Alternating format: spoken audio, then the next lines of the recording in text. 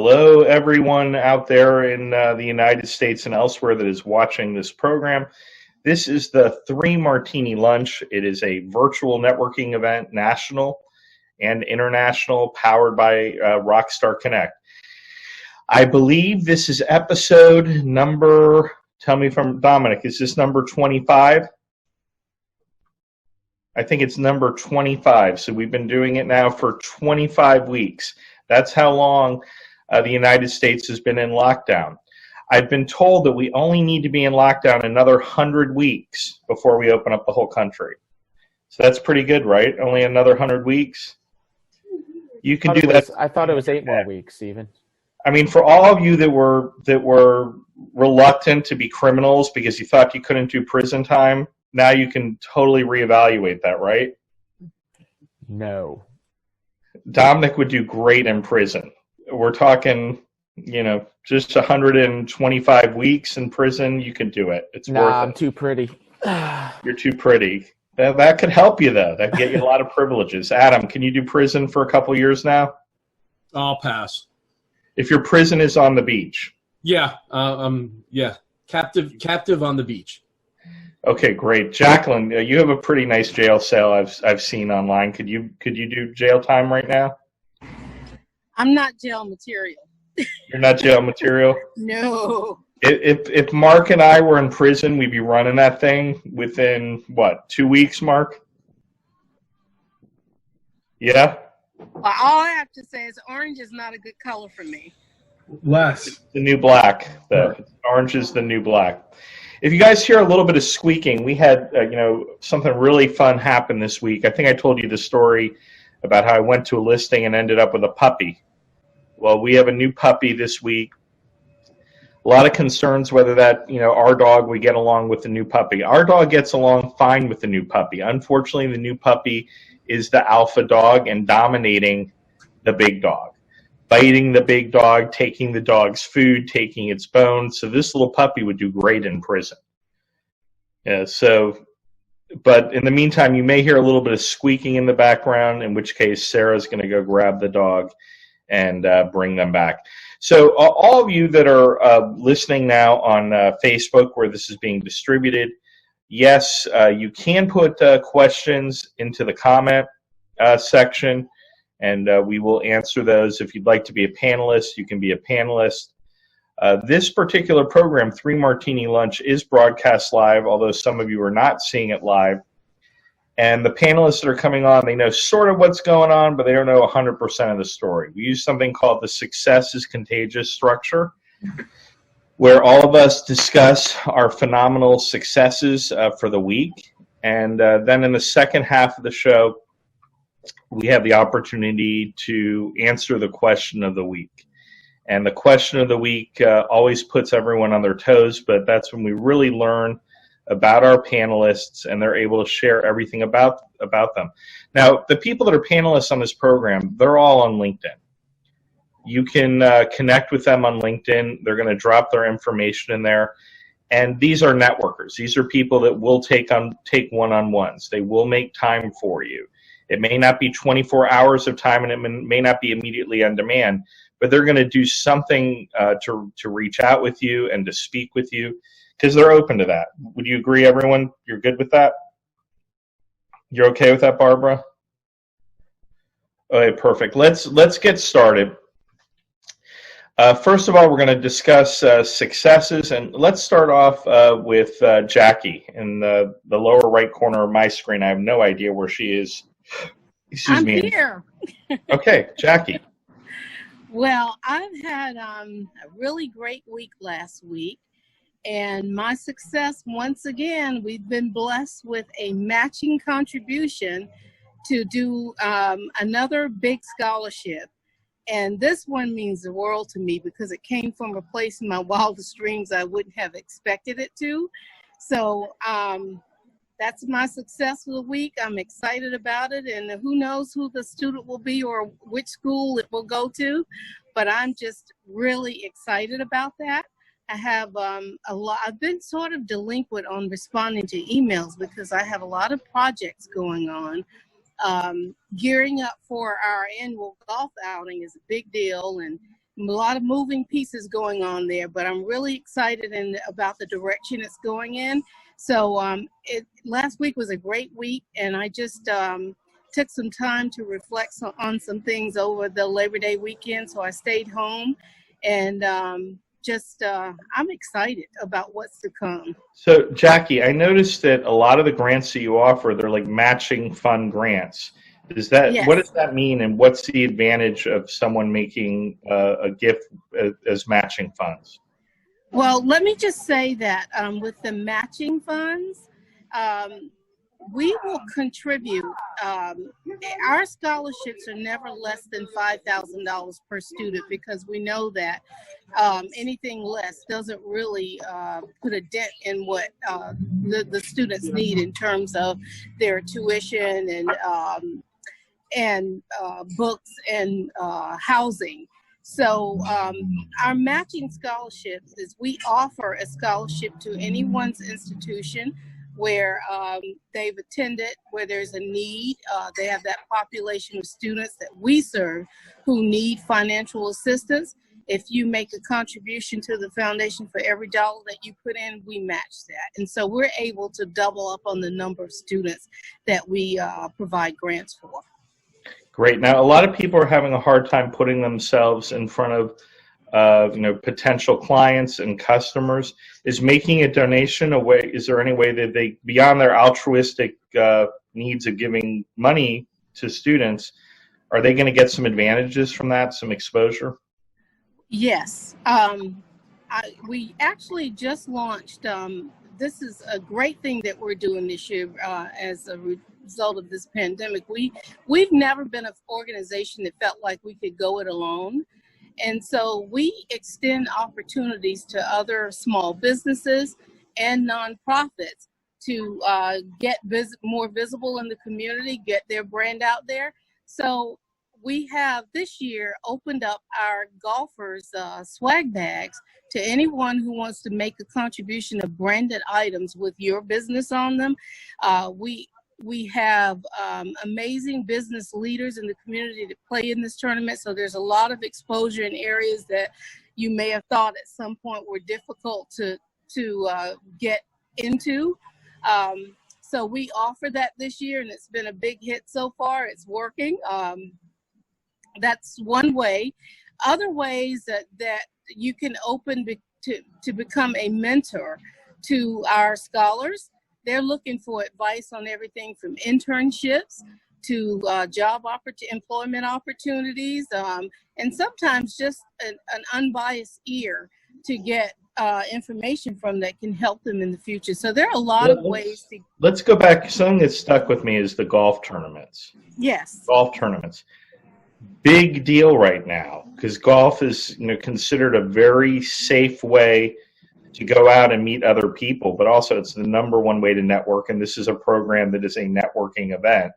So you must be having an incredible demand for tickets to participate in this. Well, this is how our tournament, this is our 6th year running this tournament, and so that we keep a handle on what we're doing, and the golf tournaments can easily get out of control if you don't switch them up, if you don't keep a handle. So ours is what we call a corporate tournament. So it's teams only, no individual players. And this year we've had to modify our tournament. It's usually we take up to 25 teams, and that would be 25 teams of 4 players, but we add a celebrity to each one of those teams. So this year, because of COVID, we've had to modify the tournament. So what we're doing this year is we're only having 18 teams, a maximum of 18 teams, and every golfer has his or her own golf cart. So we're definitely working within the COVID guidelines. So that's one of the things that we've done to modify the tournament. So we're up to the 18 teams this year. And when I say corporate teams, it's usually companies, but we have individuals that pool together 3 or 4 of their friends, and then they enter as a team.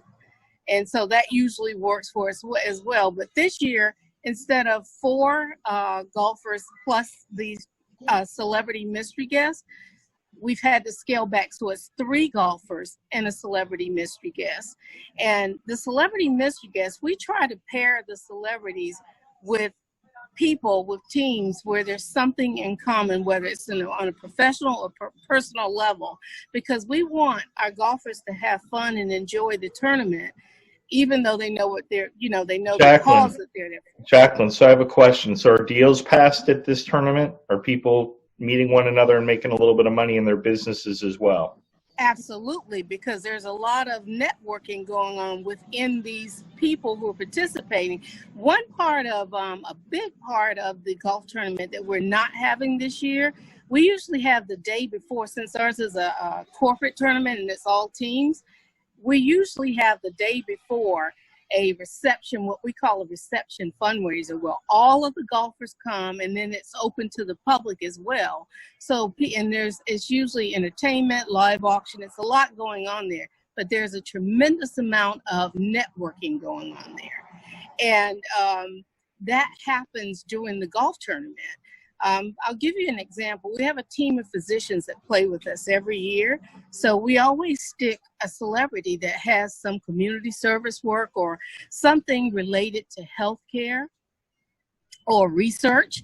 And you would not believe, I think last year, there was a connection made where now there's some cutting edge research going on for cancer research, for gene targeting, as a result of our golf tournament. This team of physicians met a research scientist there, and voila, the actual celebrity guest was also a research scientist. So there's a lot going on. I'm just going to add something there. For those of you out there that say that you want to meet physicians and people in healthcare and you have difficulty doing it, golf tournament's a great place to meet physicians if they are your target networking partner. If you want to find out more information about the golf tournament, Jacqueline is going to drop a link in there, and she'll drop her phone number. You can call her about being a sponsor or participating otherwise in all the great events from the Derek Wittenberg Foundation. And Thank you, Jackie. I'm about to drop in some information about the swag bag and the tournament in just a moment, and there will be a link there. But if you need to reach out to me personally, please feel free to call me. I will either answer or get back to you right away. Great, terrific. Thank you very much, Jackie. I'm going to jump over to Barbara Hemphill. A lot of people have been asking where Barbara's been. We haven't had her on for 3 weeks. All the rumors are not true that you've heard out there. There's been no intrigue or anything crazy going on. She's just been very, very busy. So we're glad to have you here today. What successes have you had either for yourself or your clients recently or your family that you would like to share with us in the last week? Well, one of the first things was we took a vacation to the North Carolina mountains with our grandchildren, and there's just nothing that gets any better than that. So that's part of the reason I wasn't here. And in a business success, we have a new client that I have known for 2 decades. And this person has complained about disorganization and being frustrated about their messy office and their email and all those sorts of things. But he always felt that he was hopeless, I'm just naturally disorganized and I can't be helped. Well, he decided to give it a whirl. And so one of the things we've done in our program is there's a specific online program. We encouraged him to get his 16-year-old daughter, who's at home, to help him. And she did, and they got so excited that he organized his office. She went and organized her room, and he even went and organized his closets. So the principles that apply to organizing your paper apply to your digital, but also to your life. So it was very exciting to hear his success and how he got his whole family involved, because one of the questions we ask people to whether something's organized or not, there's 4 questions. Does it work? Do you like it? Does it impact the people are you happy with the way it impacts the people that it affects? And then how can you recover quickly? And so he didn't realize how much his disorganization was impacting his family, and it made a huge difference. So in this closed-in environment where we're having to spend a whole lot more time in our environment, he was thrilled. That's fantastic. Before I'm doing everything I do now, for 15 years I owned several brick and mortar stores, and I recognized that I was paying rent or a mortgage on every inch of space inside of that store. So if the space was not making money for me and for my company and did not have value, or I would eliminate it. And because of that, I was able to make more money per square inch than I could make than my competitors could.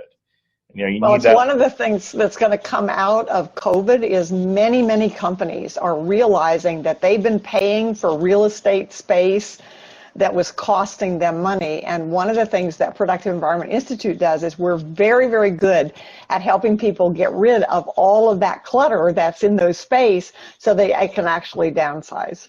I mean, just if you start off digitizing the paperwork that you need to save and getting rid of that paper, especially since a lot of people are working from their home now, you're definitely paying for all the space in your home. Barbara, maybe, in the next question, we'll get back a little bit more to this. Thank you so much for being on the show. And I got to tell you, it's like 20 years that gentleman was resisting removing something that was painful. That's a tremendous success that you're able to get him move forward. And all the panelists that we have on the show, they're trying to add value for you to what you are doing in your life, so your life is better and so you can be more successful. So keep that in mind as we go around the room. Since we are talking about commercial real estate with Barbara, that's a good segue over to Diego. Hi, Diego Munoz. How are you? I actually, Diego and I met on this program 25 weeks ago, right? But we didn't meet in person until the 3 Martini lunch. And when I say the 3 Martini lunch, I don't mean this virtual event. I mean the actual physical live event that we do once a month here in Raleigh at Chris Rogers Sullivan's Steakhouse. We'll talk a little bit more about that later. Diego, you look like your screen is frozen. Are you still there? I think we might have lost Diego. Either that or he can act incredibly still. That is a great talent. So just, you're going to see me as we're going through the program. I am doing coffee today. I'm not doing a cocktail because I didn't have any coffee yesterday. My head is not really small. This cup is just very large. So keep that in mind. This is my North Carolina mug. That is actual size, and it's not small. It is the same size as my head. My head is not tiny. Diego, we'll come back to Diego in a little bit. Andrew Pierce, great to see you again. What's up, Stephen? Hey, so Andrew, if you guys aren't aware, Andrew's been on the show many times. He's also a Rockstar Connect host out here in North Carolina on the coast in Wilmington. And more and more people are learning about North Carolina. If you were in California, you probably didn't know what Wilmington was. But now that everyone and Ray, we'll talk in a moment. Now that we have people moving from California out to North Carolina, Wilmington is becoming a really big hot spot in real estate. So therefore, you probably have a lot of successes to share with us, Andrew. Yeah. Throughout all this, business hasn't slowed down at all. In fact, kind of like Barbara was touching on with people organizing their actual homes, people are realizing they can work remotely and they live in a 500 square foot apartment in New York for $1 million. They're all looking at this. So Wilmington's become a really hot spot. And throughout all of it, I've gotten even busier than I was before, which has been great. So Wilmington has a very different lifestyle. If you notice, I don't think anybody here is wearing a sports coat except Chris, and that's because he's actually in a brick and mortar and he has to do it. Many of you are wearing collared shirts, but I know you're not wearing pants. I'm not going to mention names, but I know who is not. They have to fill out a questionnaire beforehand. But the nice thing about Wilmington is it's really laid back. So Andrew Pierce's Rockstar Connect events, his first event, he wore a sports coat to it. And you were there, and yeah, I was about the only one ever dressed. Right, and he was like very uncomfortable wearing a sports coat. It just didn't make sense because everyone else came to his event in flip-flops and in shorts, not bathing suits. Maybe underneath their clothing they were wearing bathing suits. But I think it for the people that are moving from all over the country to Wilmington, if you want to do business in your flip-flops, Wilmington is the place to go. We're talking about, when we're talking Wilmington, we're talking about Outer Banks. We're talking about Wrightsville Beach. We're talking about Carolina Beach. It's basically the whole coast of North Carolina is where Andrew is an expert. And head city down for the most part.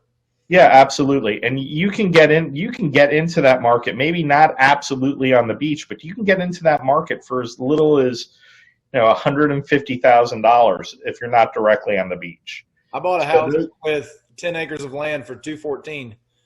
$214. Well, there you go. To the beach. So there's a real opportunity there. So I just got a referral through my networking events through Facebook for people that are moving from Los Altos Hills, California, that's right outside. That's Silicon Valley right there. That's Google. And they're looking at homes here in Raleigh that are $1 million to $2 million. To them, that's a free home. They're going to sell their home there. They're going to pay cash, and they're going to probably put $2 million, $3 million in their pocket. But on the other hand, now there are people that are moving out to California because they're seeing opportunities. They're never going to get it for less. California will always go up in value. There's no question about that. But properties are coming on the market now that were never available before. Because, during any pandemic, historically, people move all over the country because different opportunities arise for their family, and they take advantage. So California, despite what you're seeing in the news, is just as hot as it ever has been, but now there's a lot of opportunities. Ray Fuentes is a Rockstar Connect host in California in the Roseville, Sacramento area. He's extremely familiar with that market, and I'm sure he's had a lot of successes. Ray, would you like to share some of that with us? Well, thank you very much, Stephen. I'm very excited that I was able to help a family last week buy their first home. It's always great to be able to help someone with their first home. They don't know what the process is. They're nervous. And it was a particularly difficult transaction because of some solar energy agreement that was on the house previously. But we were able to resolve all that, and they got the house. So I'm really excited to have helped them. $214,000 with 10 acres on a beach, you might get, maybe a condo for that here in Sacramento. And the Bay Area is worse. So I'll probably be sending some business to Andrew. I'm sure I can find some folks that want to get out of here and move to a beach. But there are plenty of people that do live in Sacramento and work remotely from Silicon Valley, but they're close enough that if they need to go in, once a month for an in-person meeting or to meet with their team in person, Sacramento would be a great place to be, correct? Yeah, and the train here from Sacramento to the Bay Area has been for a while a pretty popular method of transportation because Wi-Fi is available on the train. So an individual can, they work maybe 3 or 4 days in the Bay Area, they go back and forth, and they can, start their work on that 1 hour ride to their office if they want. So you talked about a condo. I think that what I'm finding is a lot of people are looking for sort of those small little places. Like they're saying, hey, that studio now opened up in Manhattan that I couldn't get before. I'm going to go for that studio. I'm going to buy something small in California. I'm going to buy something small in North Carolina, and I'm going to travel. I'll grab an RV. Right now, what's going up faster than property is the cost of vehicles. RVs, trailers, the vehicles to pull trailers like trucks, very hard to find because people, they realize, hey, I can work anywhere. From anywhere. Prior, that was only hypothetical before. Now it's a reality. I know many of the people here on this panel, they've been working from all different sorts of places all over the country, and they'll jump in and they're not where I expect them to be, and they're having tremendous success doing so. I'm going to jump over to Mark Sher in Miami, Florida, Brickell, Florida. Mark, you're a perfect example of this. You can work anywhere. The people that work in your company, they're all over the United States. They're helping people everywhere. What have been your successes, and how is the whole situation with COVID sort of helping you redo how you do your work? Well, last week I didn't really have any huge successes. I was working on a couple of different projects, but the one thing that we're seeing is that for what we do, which is teaching people financial literacy and how money really works, and teaching them things that it's just really interesting to me. Everyone on this panel, put your hand up if this resonates with you. How important, who thinks nutrition is really important to your day-to-day health? How many people have friends who are MDs? Anybody? Okay, just for grins, when you have a chance today, tomorrow, call up your MD friends and go, hey, I was talking to some guy and he made a statement and I just want to verify it. MDs get either this many or this many classes in nutrition their whole time in medical school. And for me, I always bring that back into the financial world. A lot of people get their financial information from a CPA. What do CPAs study in school? They study accounting, assets and liabilities, FIFO, LIFO, first in, first out, last in, first out, and they study the tax code. They're not taught how money really works. I can't tell you how many CPAs I've sat with. Most of the time, it's with a client who goes, I can't believe you can really do this. I need my CPA to see it, and I'll go with them to sit with the CPA. The CPA looks at me an hour later and goes, I've been telling my clients the wrong thing for 10, 20, 30 years. And I go, yeah, you really have. For me, what that turns into is a referral source, because the CPA realizes that this client that brought me in to see them may not be the atypical client. The other client may not bring me in to see him and just get pissed off and, terminate his relationship. So that's one of the things that's really helping us dramatically. And one of the other things is, I always ask people this, why did the CARES Act, why was one of the reasons that it had to be enacted? Well, it's real simple. Less than 2% of the population can afford to live without a paycheck for a year. I think it goes up to 15% if you say no paycheck for 6 months. If you say no paycheck for 90 days, it only goes up to maybe 30, 35%. The average American can't afford to live without their paycheck. And I'm not that old, but actually, I think I'm older than Steven is. But I remember growing up, and I was blessed. I came from a successful family. And I remember watching my father, how he did financial things. And his whole thing was, he never took a risk until he knew that he was totally insulated if it didn't work out. When people go to work today, when they graduate from college, what's the first thing they're told? Oh, you got to start putting money into the 401k. Well, it's kind of funny. You start putting money into a 401k, those folks now during COVID, some companies let you take in service withdrawals. If you pay the money back within 60 or 90 days, you don't have to pay the 10% penalty, but that hasn't happened. And just think about this. Qualified plans, IRAs, Roths, SEPs, 401k, 403b if you work for a nonprofit, 457 you work for the government, defined benefit, defined contribution plans if you have a small business. When did all that start? In the mid-'80s, when major corporations in our country stopped doing permanent pensions. You know who really benefits from that? It's not us, it's the government. Because I'll ask every person here a question. I've got an awesome business opportunity. I'm going to tell you guys how it works. You're going to put in all the money. You're going to take all the risk. You're going to manage your business on a day-to-day basis or pay someone to manage it. And then 10, 20, 30, 40 years from now, time horizon, retirement, I'm going to come back when you go to sell the business and tell how much I own. It's going to be 10 to 40%. Anyone want to go into business with me? Good. But the bottom line is, it's your money you're putting into a qualified plan, isn't it?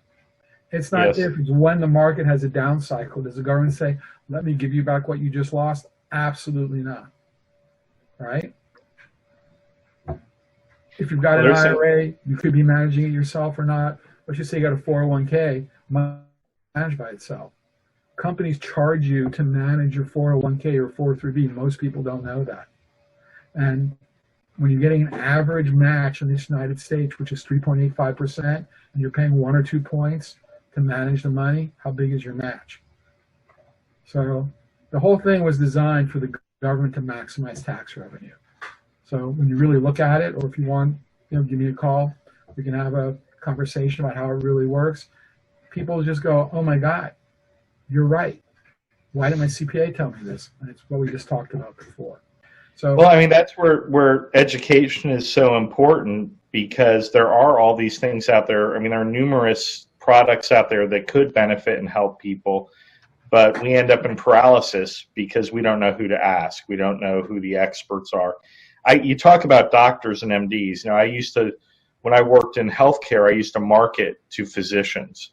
And I remember all too often down in South Florida being in a cardiologist's office, and the cardiologist would be 100 pounds overweight and smoking a cigarette.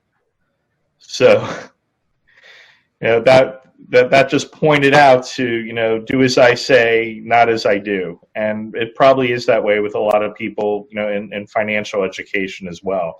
And I do know that, Mark is well equipped to tell you the right thing to do, because he practices what he preaches. One last thing, Stephen, real quick. We're very excited because I think tomorrow is going to be in Palm Beach, Tommy's first live Rockstar event in a long, long time. So we're very excited about that. Tommy Episcopo, our host from West Palm Beach, Jupiter, and elsewhere, will be having his first event tomorrow. We've had a few events popping up around the country, and they've all been very successful. And people are loving meeting other people again. It's a great thing. I'm going to jump over to Eric Stoller, who is also in South Florida. Eric Stoller is we do a lot of joint venture partnerships with Eric Stoller.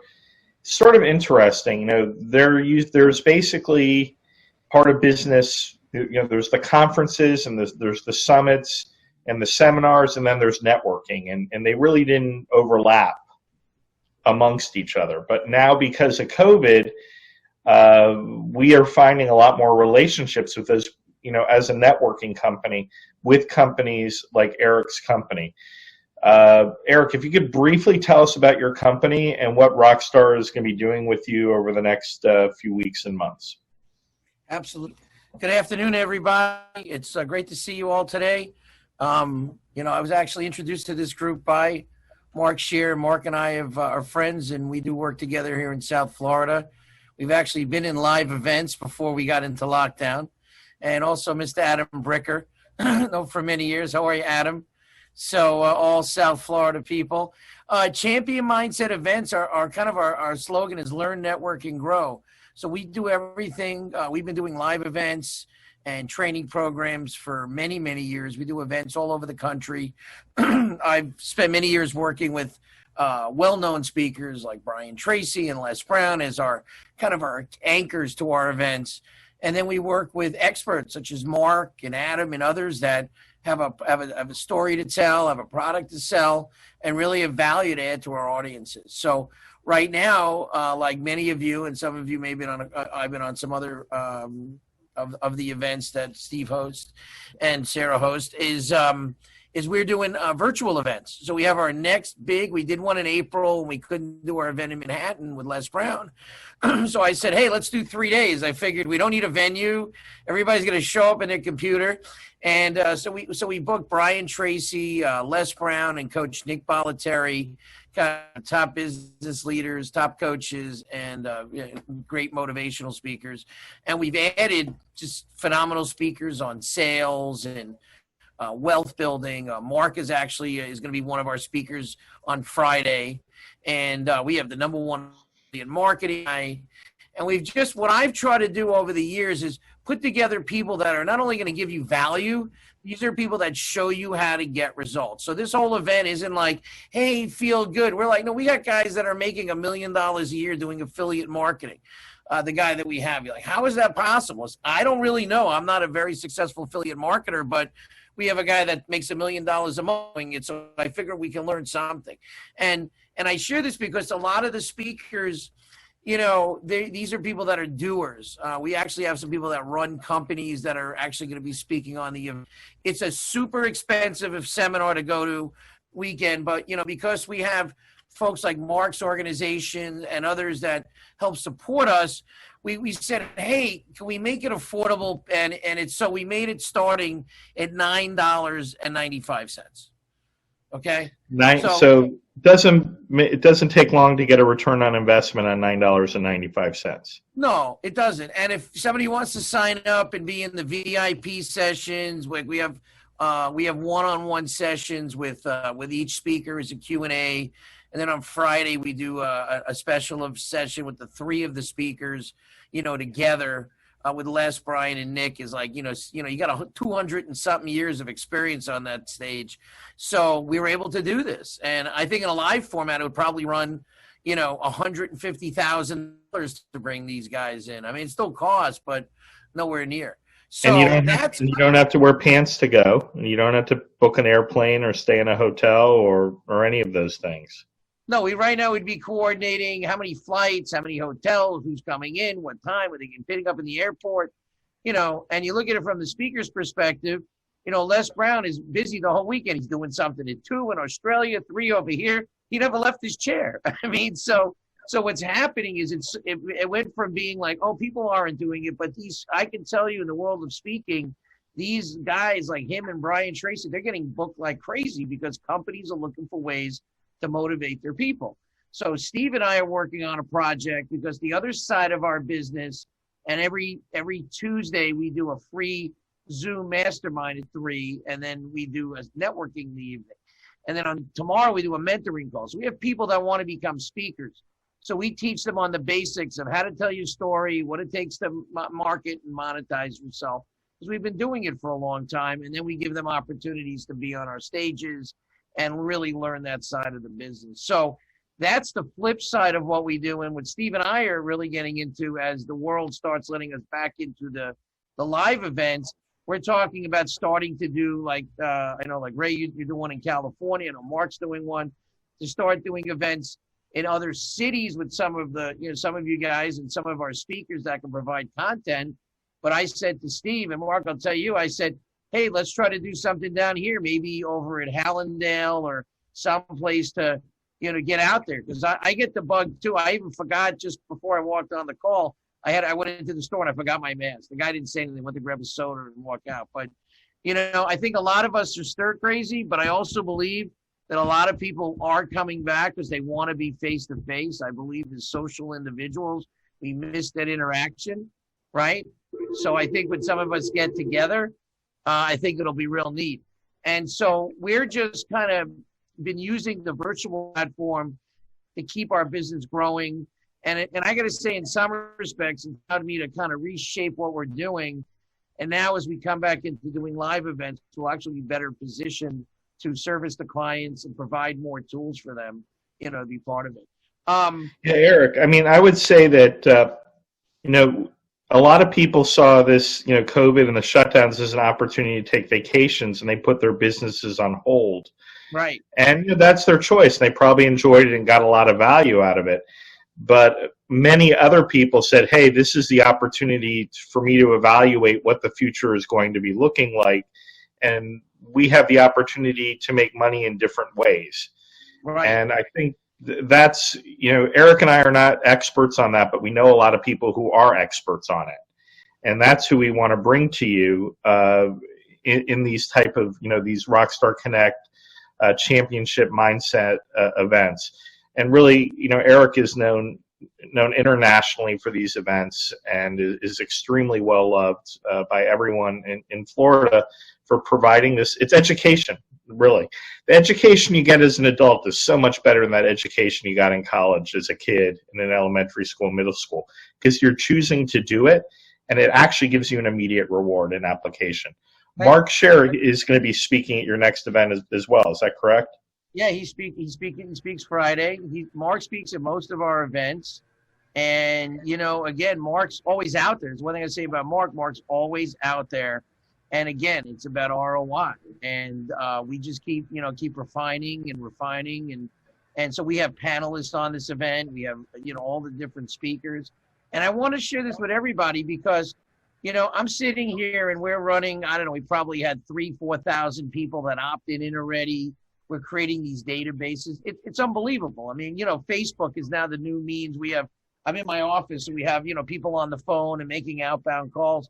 But listen, half the time you don't get a hold of people. It's bots and texts and emails and then when they're going to call you finally. So it's a whole new world. I mean, I think the money I usually would spend in telemarketing, we probably invested, I think we spent about, you know, $25,000 also told between us and affiliates, maybe a little bit more on Facebook. So then you just look at the exponential numbers, right? You say, oh, I got to be it. And don't get me wrong, it's a little risky, but we know how to, you know, make sure that we make it's successful. But once you start scaling it, you're saying, gee, if I would have spent another X amount of dollars, how many people we would have had on it? And, you know, and it's not the free. Possibilities are endless. It's like, you know, whoever still exists at the end of, you know, it's a fight to the finish, right? Whoever doesn't give up, and that's what it is. You know, if you don't give up, you're going to be extremely successful. I mean, I'm in real estate. I'm in I'm in the opportunity business. I mean, like Eric is. Eric's in the opportunity business, and I know Adam's in the opportunity business. We're in the same type of business. We like to meet with other, you know, like-minded individuals and see how we can create things together, because that's the biggest motivator for us. And I've had conversations in great depth with many of the people on this panel to say, look, if you're just around in November and you're still, you know, paying the bills and keeping your employees in place, maybe growing your staff, learning new skills, you're going to be positioned to be extremely successful in 2021. Would you agree with that, Eric? Oh, 100%. And let me just say this. Like, I've kind of cracked the code a little bit more on, like, people that want to, hey, I've got something to sell. I want to be on your platform. I think a lot of the corporations are starting to look, because they're saying, how do I get in front of a lot of people now in a high-touch environment? And I agree, Steve, because you know what? Just keep building your customers. You know, I was thinking about which companies are crazy about customer service. So I'm sitting there, we're acquiring customers, and one of my partners like, Eric, you're so crazy about sales. Let's get better at service and acquisition and servicing the customer. Start thinking about the hundreds and hundreds, because Mark says to me, Eric, you got a gold mine because even for his services. And when you start looking at all of these people, they all have a story. They all have needs. Every one of them is an opportunity to do business with them. And I share this to every one of you because you never know who you're talking to on the other end of the phone, right? You know? Yeah, and you know, you gotta think about the value. You've been networking for 20 years in your business, 30 years in your business. You created a value in your business. We had an email this morning. We wake up to an email. New York Times bestseller wants to be on 3 Martini lunch, and they're going to pay 5 figures to be on the 3 Martini lunch that our panelists are on right now to speak to our audience.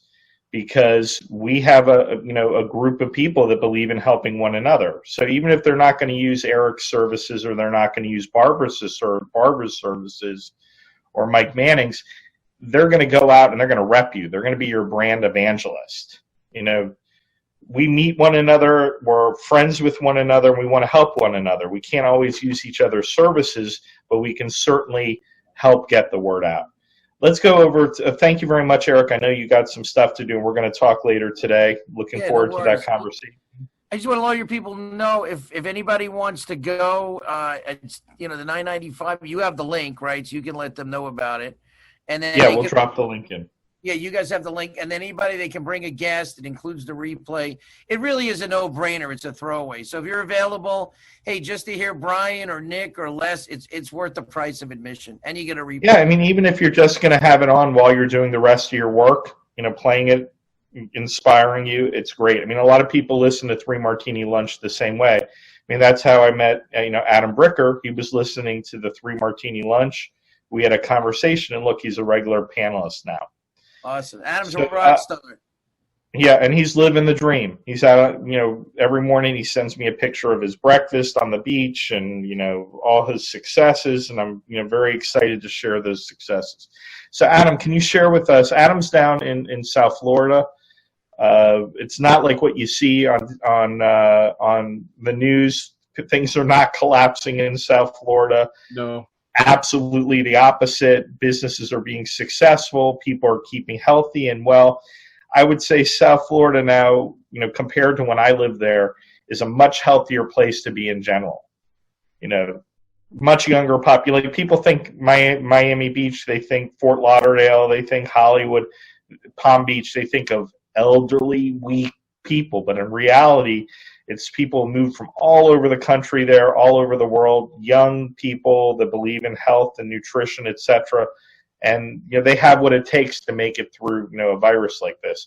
But Adam, why don't you share a little bit about your lifestyle and your success in your business, and let us know what's happened in the last 7 days. Absolutely. Thanks, Stephen.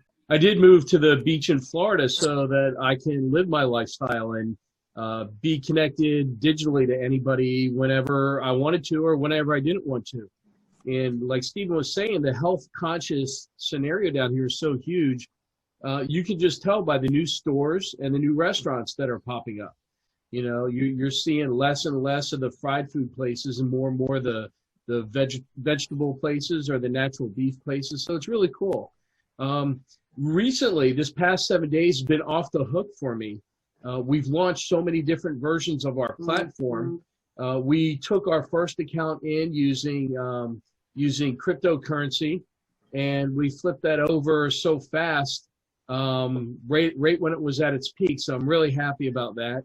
We have launched our reseller program, which I can't wait to share with Stephen and Sarah.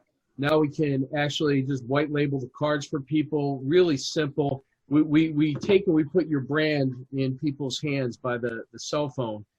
Everybody's trying to figure out, where do I put my message? Do I go on Facebook? Do I go on LinkedIn? Well, why would you want to be on Facebook? Because people are looking at it. And why would you want to be on LinkedIn? Because people are looking at it. So I just put people directly on the phone, skip the middleman for that. And that way your brand is right in your hand. And two of the success stories of my clients, one is just became a international bestseller. Unfortunately, she's had a couple children who died, 2 boys that were killed in separate murders. And she's writing a trilogy about it, really dynamic book. And she has a background program of it to help people relieve the grief. And her name is Katie Wagner. We're going to go do a live virtual book tour with her over the next month. And then Paula Oleska is a memory specialist.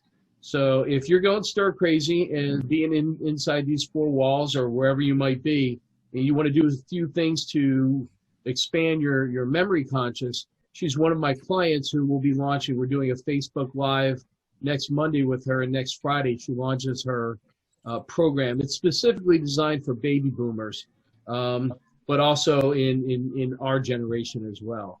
And other than that, my kid's back at college and paying 1.5 times as much money to not go to class.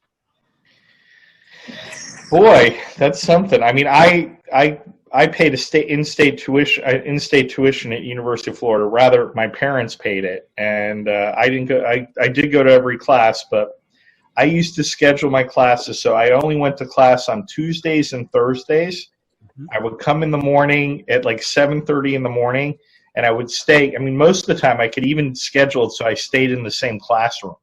Wow. And I would just stay there, till 9 o'clock at night, basically, whenever school was over, and have all that time, free time at University of Florida. And at University of Florida, that's a place where you want to have a lot of free time. I hope you're sticking around for the next hour, everyone here. What's that, Ray? Ray said you're right. You are go right. Canes. Gators. You're right. So I have a quick question for you, Stephen. What's that? So when you went to UF, did you take science for non-majors, the class on Firefly? I took Rocks for Jocks, and the other CLEP course. I had a hard time with the courses that were super easy because I need to be challenged. I actually had a hard time with those. But I did take Theater Appreciation, which is one of the biggest blow-off courses supposedly at University of Florida.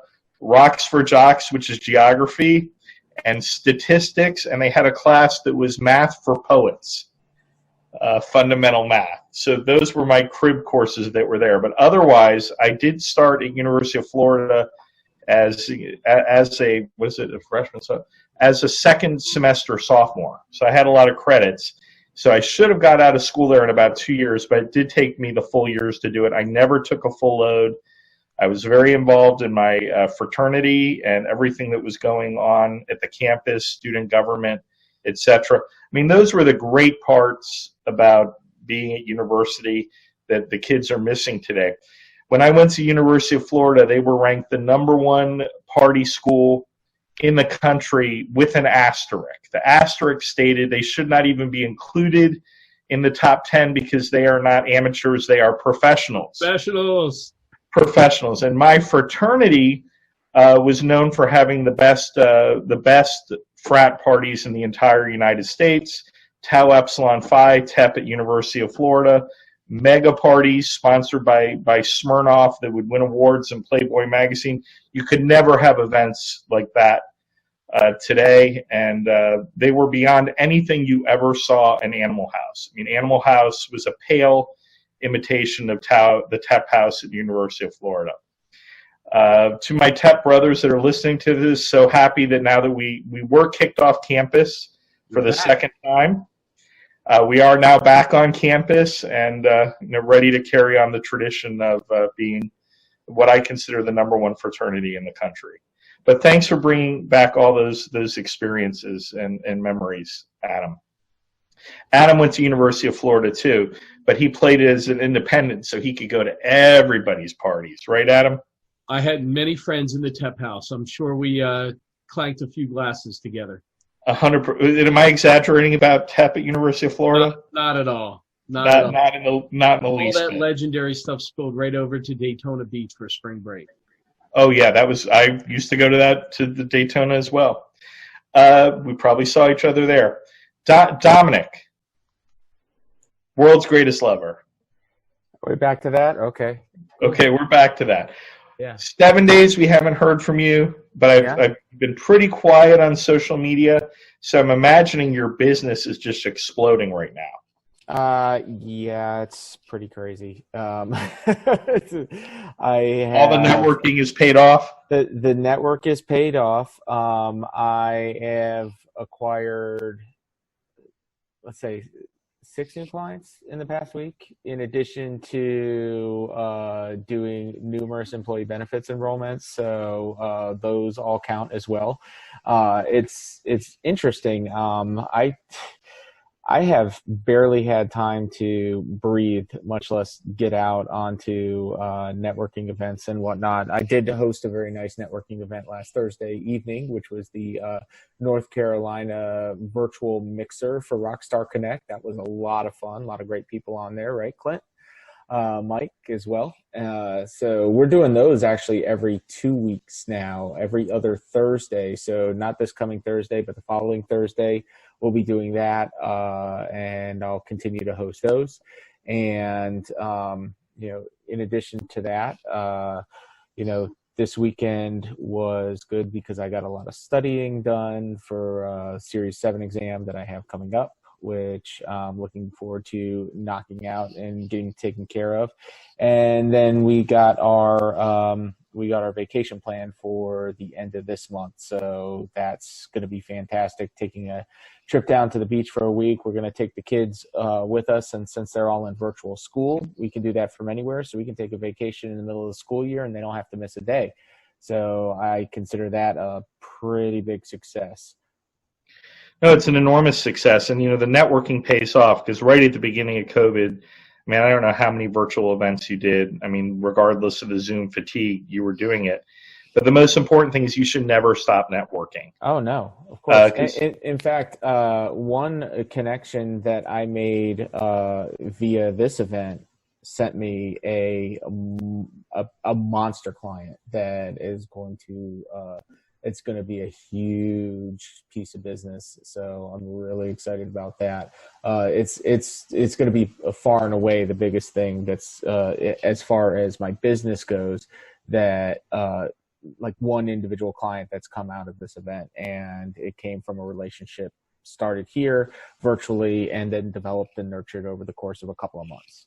So, I mean, that's how you do it. And you never know when those opportunities are going to come, but that's why you don't turn down the opportunity to have a conversation with somebody, follow up. You never know what you're going to end up with and what kinds of opportunities are going to present themselves. And you just have to be ready to see those opportunities for what they are and then continue to pursue them. And you don't know what's going to come if you don't make those connections and you don't follow up with the people that you meet. Even, we have all sorts of people that are on the chat here, and I'd love to meet and connect with every single one of them. And you never know what comes of that. You may help them and it turned out to be a tremendous success for them. And, they may turn around and say, hey, I've got a huge opportunity for you, but you don't know what that is until you build that relationship of trust, follow up with the one-on-one conversations, and then keep in touch with those people.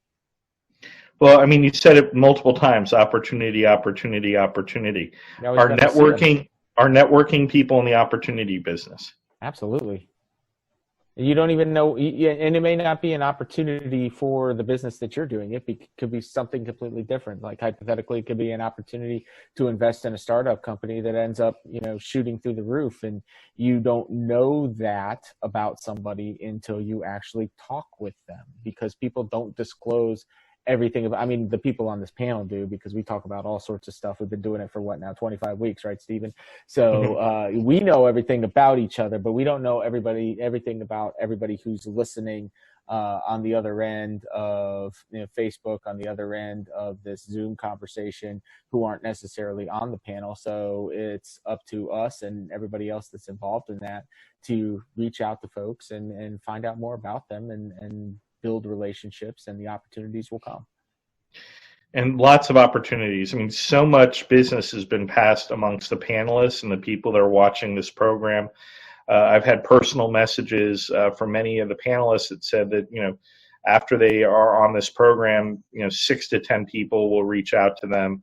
Their LinkedIn is growing, and really high quality people, because they've never really had the opportunity to present themselves in a way that they're talking about helping other people, not necessarily 100% about their business. They're talking about how, what their soul is like and how they're able to give to other people.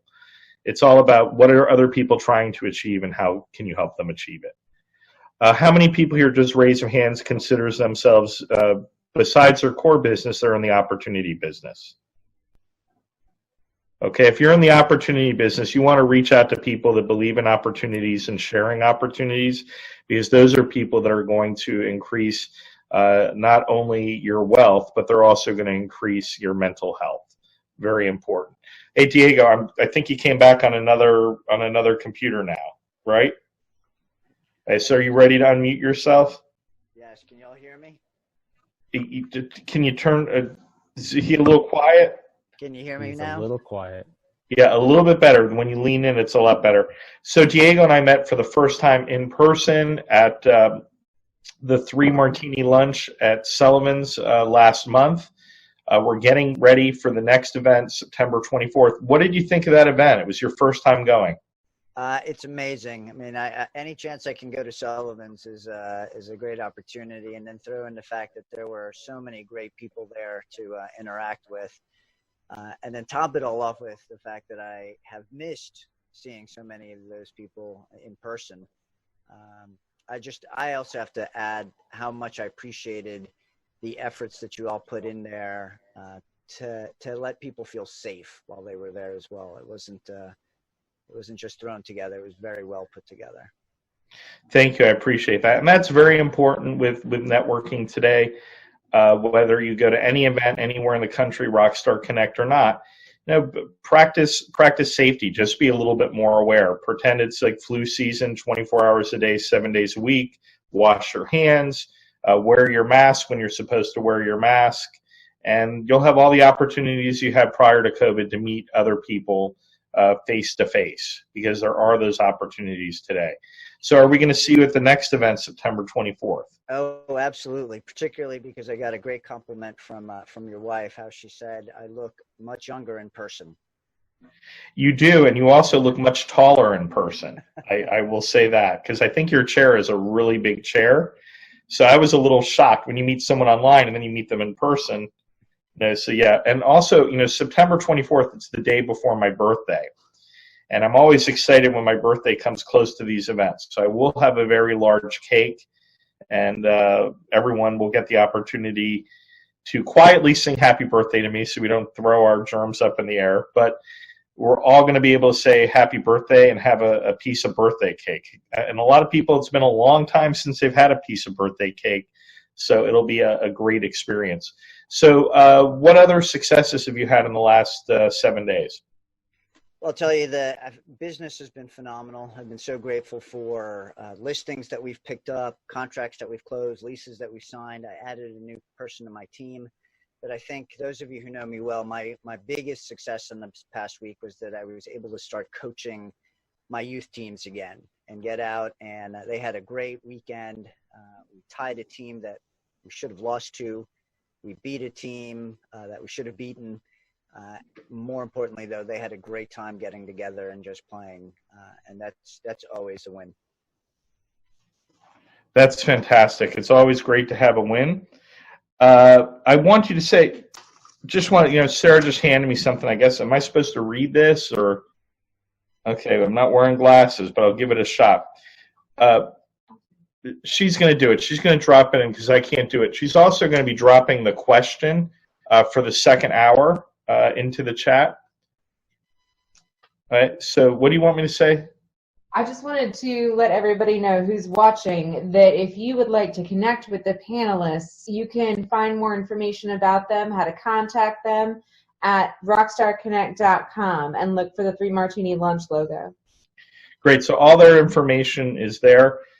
We have a great question for this week. Can you resend me the question that I sent you? So we're talking about memory. I can't remember the question that I came up with just 3 hours ago, but Sarah's going to resend that to me. Okay, let's go over. We have from the first hour, we still have some people left to speak, and then we're going to go to the new people. Clint Webb, welcome. Can you share with us your successes from the last 7 days? Clint, can you hear me? Sorry, I was trying to get my computer off of mute. Hey, everybody. I thought you were taking a nap. Yeah, well, it's much needed, Ben. Hi, everybody. It's great to be here again. Sorry, my energy is not what it usually is. I just went on a 4-day, I guess, vacation with a few of my best guy friends. So that was always fun. So one of my successes coming back alive. So I'm going to start there. Also, I was able to close a deal before I left on Thursday. So that made my vacation a little bit better. And Domenic and I helped celebrate that at his speakeasy on Thursday night. So that was nice. But basically, man, it's like being able to, the personal success I had is being able to continue my journaling, even though I was with a group of guys that don't necessarily believe in all that. So I was able to keep up my personal health and my mental health, while still on vacation. So that was nice. Yeah, I mean, this is Labor Day weekend. Some people do not labor on the weekend, and other people do labor on the weekend. We didn't have children this weekend, so that's always a vacation. We had the new puppy, but also just a lot of business opportunities. So I got 2 buyers under contract this weekend. I got a listing under contract, and I picked up, 2 listing leads. And there's business out there, guys. Go out and get it. What's nice is if you're always networking, your funnel is always full. So take advantage of any networking opportunity you have. For those of you here in North Carolina, I do want you to check out our event September 24th at Sullivan's. The information is available here in the chat, but you could also go to the website. We also have events that are occurring all over the country. As you know, tomorrow we're having an event in West Palm Beach. We would love for that to be well attended. It's their first event since before COVID, and it should be a great event as well because the people there are wonderful. Mike Manning. So from what I understand, you grew hair. Didn't you always have hair? No, but I like it shorter. But my oldest son challenged me that I couldn't grow a beard at my age, so I showed him. It's all gray, but it's all there. Well, there you go, 100%. So what has been your success in the last week? How is your podcast going? How is your business going? Podcast is going good. We had Chris Cherico on. First episode dropped today. The second episode will drop Thursday. And then on Thursday, we'll be taping episodes 99 and 100. So we're very happy about that. In the last week, we have our new mastermind group on our website if you want to sign up for that, focusing on sales and marketing. We picked up a new client, but more importantly, I got a good 48 hours with my 2-year-old grandson. So that was the win for the month so far. Excellent. And what do you have planned coming up? Are you going to be able to, are you ready yet to come out and come to our event on the 24th? I don't know yet. Still dealing with some family things. I need to stay low for a little while so I can go visit some people till they get some stuff figured out. So, but I appreciate the invite, and I will be there one day. Okay, terrific. We're looking forward to that. Yep. Okay, so now we are up to the question of the week. We have joining us in the second hour, Robert Hayek from Your Family Bank. Jenny Midgley is with us, and she was the sponsor of our last event, so we're going to talk to her a bit. We have Norma Hollis, who coaches about how to be your authentic self out in California. And we're also being joined by Katie Blomquist, the CEO of Going Places. And Shaun J is going to be sharing some magic with us near the end of the program. We're always excited to have them. Everyone who's been on the first hour, please stay because I want you to answer this question. I hope I hope you guys can answer it. It might be a little too complicated, but we will see. Okay, so the question for this hour is, if you could know the absolute and total truth to one question, what question would you ask? I'm going to repeat that. If you could know the absolute and total truth to one question, what question would you ask? So instead of dropping that immediately on the new people that are coming in, because they're just walking in the door, I'm going to open it up to the whole panel right here. Who would like to answer that question first? Clint wants to answer that one first. Okay, we're going to go to you, Clint, and then the new people, be ready because we're going to come to you next, okay? So, Clint, if you could know the absolute and total truth to one question, what question would you ask? It's easy for me, man. Does my daughter achieve her dreams? There's not even a second question, man, that I would ask.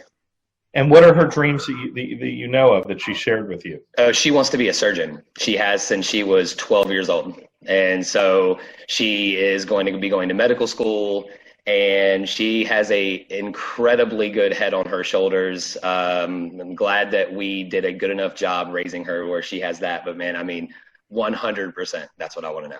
What's great about that is, she did start when she was 12. You have to start real early if you have that dream. Would you like her to perform surgery on you one day? Hell yeah. As long as she achieves her dreams, I trust her completely, man. Okay, that's terrific. That's great. Okay, I'm going to jump down to the West Coast to Norma Hollis. Welcome, Norma. If you could share with us first what has been your success the last 7 days, and then we'll jump right into the question. After you share your success, I'll share the question with you again. All right. Well, my success the last 7 days has been really more on the personal side. One of my clients is a coach and is developing her own nonprofit, and she recently had a building donated to her. So she's having her very first neighborhood giveaway on Saturday.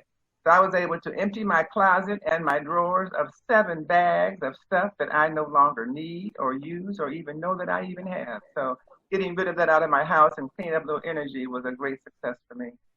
Wow, that is a great success. I think that's like one of the biggest successes that you can accomplish right now during COVID. Facebook Marketplace has become a thing. I don't think many people knew about it before COVID, but what a great way to make sure that the stuff that yes, it has value in your house, but it no longer has value to you, to make it instantly leave your house. People just pick it off your porch and put money in your pocket. And so I'm going to ask you the question. This is a great question for Norma, and I can't wait to hear your answer. If you could know the absolute and total truth to one question, what question would you ask? Well, you know me, it would be a big question. It would be, okay, what is the honest to goodness truth of what the meaning of life? Why is it it's so crazy and so changing, and we seem to always repeat ourselves over and over and over again. We can never really get along. We just, what's it really all about? That's my question. And that's a great question. What do you have somewhat of an insight of what you think the answer might be? Well, I do. You want me to go there? Yeah, let's go there.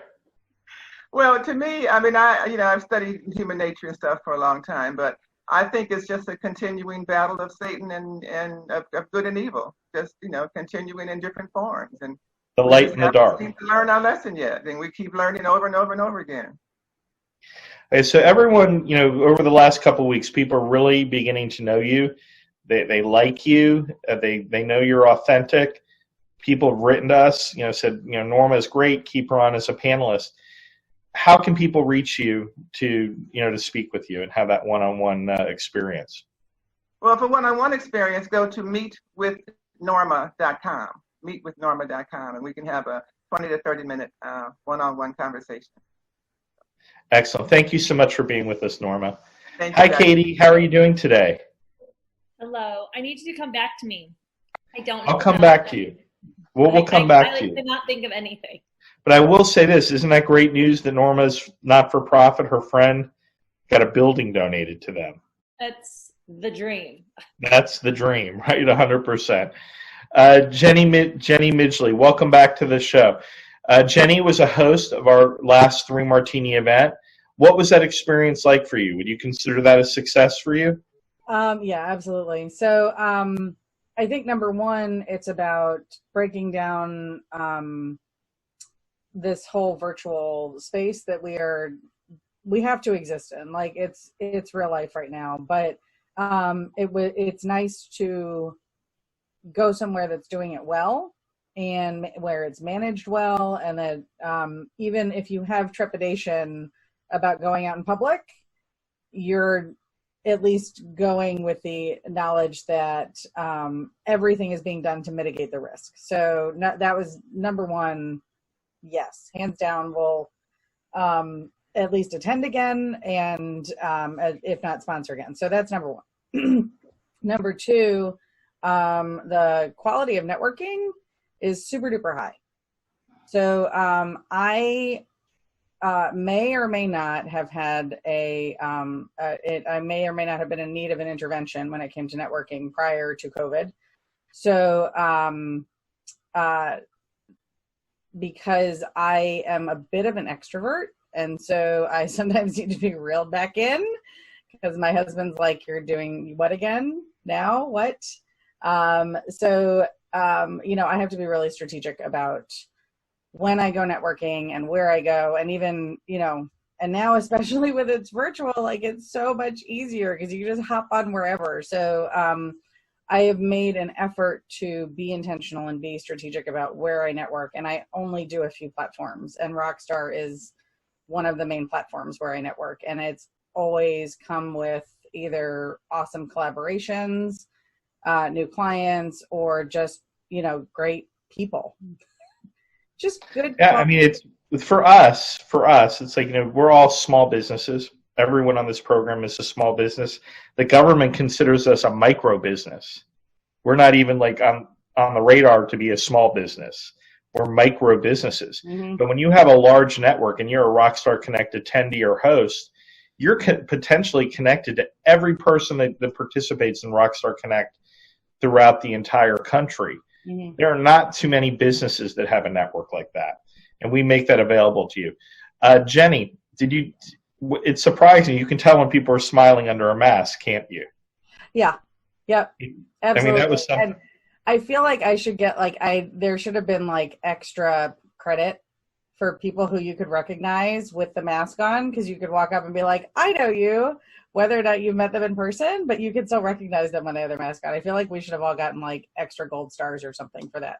That would be pretty cool, except everybody has name tags. Otherwise, we could play a game where you have to identify people and see how many people you can identify.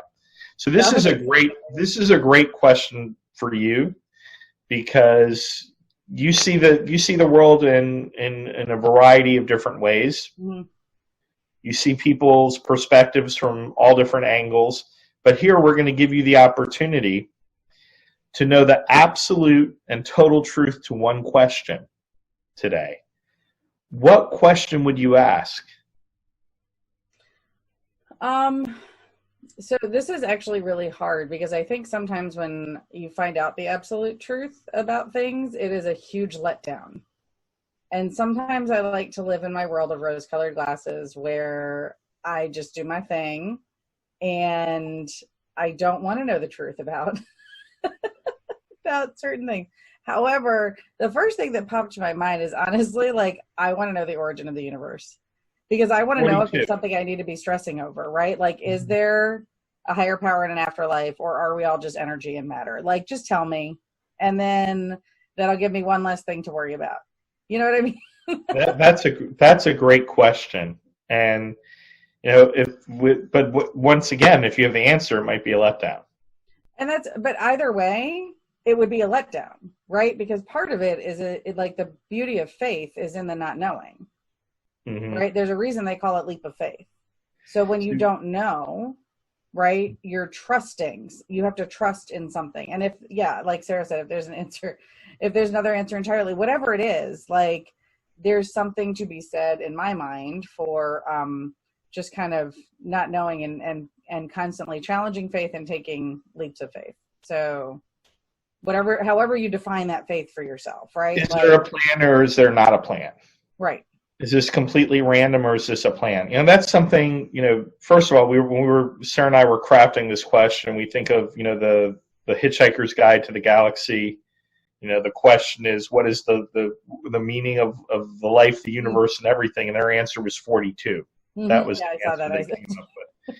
But on my end, I feel like things are planned, and the more you are aware of the plan, the more it's proven to you.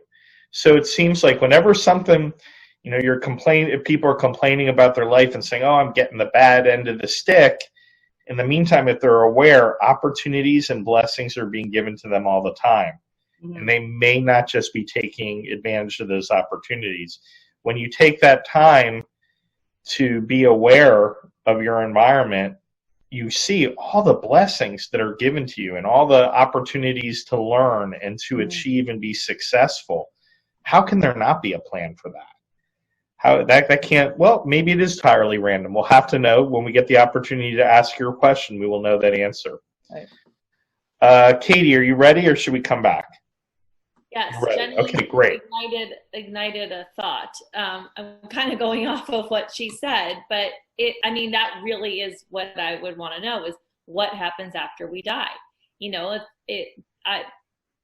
I think that would take care of a lot of the fear, in death. Just knowing, are we going to are ghosts real? Are we going to go to heaven? Is it nothing? What is it? And I think that would just comfort a lot of people to know for sure, what is it? So that's what I would want to know. Well, I guess a great way to assume would be to assume that heaven is here on earth and we should make our heaven here. I know, but we can't assume if we're going to find out the real answer. Right. If we make the real answer, we can just sort of lounge out and not worry about it. Life is an assumption right now. Right. And if the question is if we could have one definite answer, that we do not have a definite answer about that. And I want a definite answer. Well, I find it interesting that, you sort of built upon what Jenny said, because you guys are very similar to one another in personalities. you both, started, we've elaborated on this before. You were a teacher. Jenny was a social worker. And if you were thrust into those careers to learn about the human condition and what people need, and then you saw what people needed, and then you provided that for them. So for those of you that are watching that aren't aware of this, why don't we jump back to Jenny, and then I'll come back to you, Katie, and you can tell what you do. Jenny, what do you do to help people that you learned about because of social work? Yeah, so I bring a unique skill set to marketing, and that is the ability to help my clients kind of bust through their mindset blocks when it comes to growing and leveraging a personal brand and sharing their stories, because there is nothing more impactful and powerful in the customer sales journey than having something that's emotional and emotionally relatable to whom they're buying from. And so when you can help business owners create those connections and in a meaningful way through digital content, is specifically how I do it, through pictures and helping people create their own content.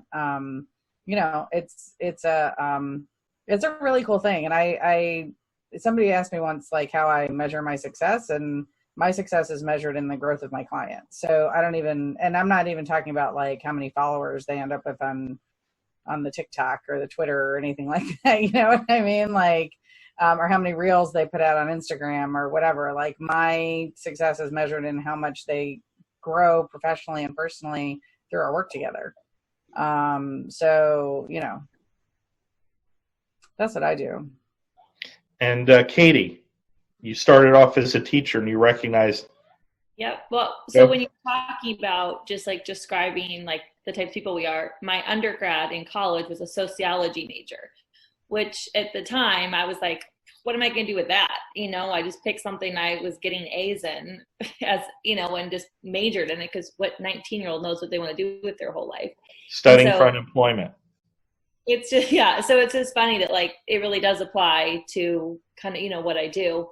But I have I started as a teacher, and I did a GoFundMe to get all 650 kids in my school a bike, and that went viral, and I ended up doing it, raised over $80,000 in 3 months. So I decided to turn that into a nonprofit and continue to affect hundreds of thousands of kids in Charleston and hopefully all over the country one day. So we provide new custom bikes to every child in the schools. It's people, I think, often assume it's just to a grade level or to a class, or it's just some bikes, but it's all or nothing. My whole motto is go big or go home. Like, we don't do it unless every kid is going to get it. We're not going to leave anyone out when it's these low income schools and 90% of the kids live at or below the poverty level. We're not going to say, oh, well, this 10% isn't going to get that. I mean, we're going to give them all a new bike. If you're zoned for a low income school, you're probably not living in wealth. So we give every single child a bike and these big surprise bike reveals. And we also give Halloween costumes to kids that can't afford them. And unfortunately, we have to skip that program this year. It's just too much. It's too hard right now.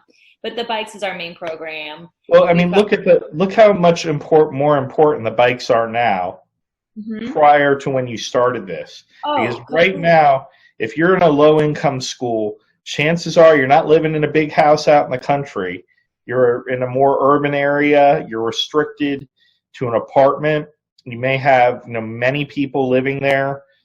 And now you have your bike. You can get out and go for a ride. You can do something that's healthy. That wasn't planned.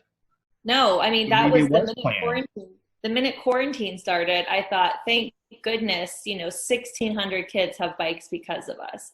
We have, by the end of this year, we will have given 2,000. We have the next, ready to go. We just need to be able to safely get into schools and give it to them. But think how, if this happens again or continues to happen, we want to get bikes in these kids' hands because they're not going anywhere or doing anything. And home is not always a safe or predictable environment. And so they've been trapped in these homes that are not always pleasant. And so to be able to have a way to even just escape it for a few hours, they're not an adult. They can't just go. They have to, pretty much your bike is your only method of independence. And what an escape for the parents too, because the parents can say, get out of the house and go get on that bike. I need some time. I need some time to myself. You know, we don't plan these things, but it almost seems like there's a plan. There's someone guiding all of this, whether that be God or, you know, I don't know, a scientist somewhere planning it. I don't know. But like with Rockstar Connect, I had an idea about networking events and how it would help other people improve their business. And it really just, you know, with the help of Sarah, and it couldn't have happened without Sarah, because otherwise we would just have the one event. We have events all over the country. And now during COVID, those people, although they're not having their physical events, they still have the opportunity to connect with these great networks and great people that can help them with their business and also with their mental health, etc. That wasn't planned, but that's a side benefit from it. You know, all the things that the people do here. Like, I'm going to get to go to Diego next. Are you there, or you're moving? Okay, so, like for Diego, at the beginning of COVID, he was extremely positive about the commercial real estate market, but we really didn't know. I mean, the first articles that I saw, and I read all the business journals, etc., was that commercial was going to be impacted worse than anyone else. And it was going to impact small business so badly, but it's actually made an opportunity for mom and pops and small businesses that have not been able to get a physical space to get one now. Now, you can talk about that, but I'm going to ask you the question, Diego.